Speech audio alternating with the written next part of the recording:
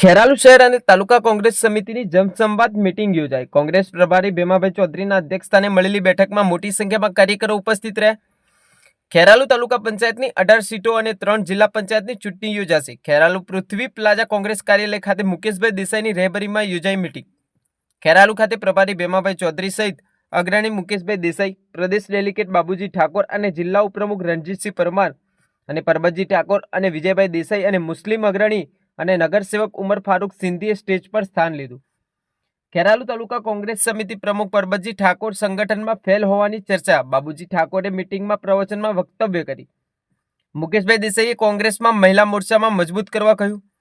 ખેરાલુ તાલુકા કોંગ્રેસ પ્રમુખ પરબતજી ઠાકોર કાર્યકરોને ફોન ન કરતા હોવાની ચર્ચાઓ।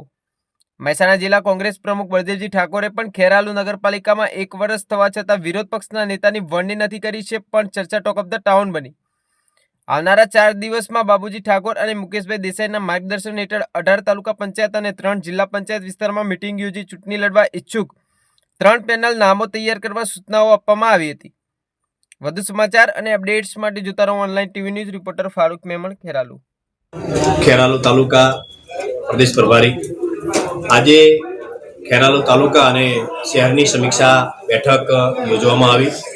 મોટી સંખ્યામાં દરેક હોદ્દેદારશ્રીઓ, તાલુકા જિલ્લા પંચાયતના અમારા પૂર્વ ડેલિગેટશ્રીઓ, નગરપાલિકાના સદસ્યશ્રીઓ અને તમામ પ્રદેશના અગ્રણીઓ સાથેની આ મિટિંગ ખૂબ સરસ રહી।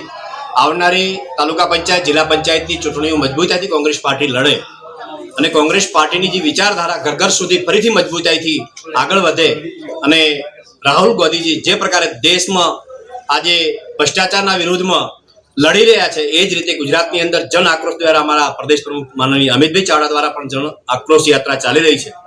એને લઈને દરેક ગામ સુધી અમારા વિચારધારા પહોંચે અને મજબૂતાઈથી જિલ્લા પંચાયત, તાલુકા પંચાયત આવનારા સમયમાં કોંગ્રેસ પાર્ટીની બને, એના માટેની આજની અમારી સમીક્ષા બેઠક યોજવામાં આવી। શું કોંગ્રેસ નીચે પેજ પ્રમુખો સુધી પહોંચી છે કેમ? કોંગ્રેસ પાર્ટીનું સંગઠનની સમીક્ષા થઈ રહી છે। ક્યાં ક્યાં અમારા એક્ટિવ નથી તો એને એક્ટિવ કરવાનું કામ પણ ચાલી રહ્યું છે, પણ અત્યારે બૂથ સુધીનું કામગીરી અમારી સંપૂર્ણ અહીંયા પૂર્ણ થઈ ગયેલી છે અને આવનારી તાલુકા પંચાયત, જિલ્લા પંચાયતના ઉમેદવારો સારા અને મજબૂત અમારા ઉમેદવારો તૈયાર થાય એ માટેની પણ પ્રક્રિયાઓ ચાલી રહી છે।